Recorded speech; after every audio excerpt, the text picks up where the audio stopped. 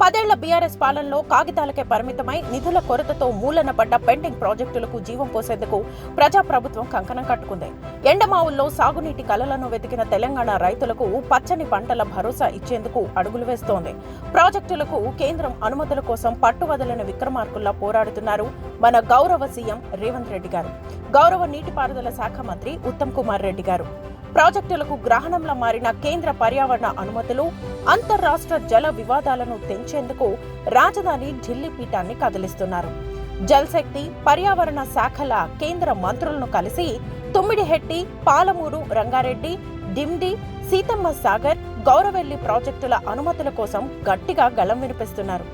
తుమ్మిడిహెట్టి ఎత్తు పెంపుపై మహారాష్ట్రతో చర్చిస్తూనే మరోవైపు సుప్రీంకోర్టు తీర్పుల ఆధారంగా నిలిచిపోయిన పనులకు పునరుజ్జీవం పోస్తున్నారు. వేల కోట్ల ప్రజాధనం వృధా కాకుండా ప్రతి ప్రాజెక్టును త్వరితగతిన పూర్తి చేసి చివరి ఆయకట్టు వరకు గ్రావిటీ ద్వారా నీరందించడమే లక్ష్యంగా ప్రణాళికలు రచిస్తున్నారు. వెనుకబడ్డ ఉమ్మడి ఆదిలాబాద్ నుంచి దుక్కిదున్నే పాలమూరు నేలల వరకు ప్రతి ఎకరాకు జలధారలు మళ్లించేందుకు శ్రమిస్తున్నారు.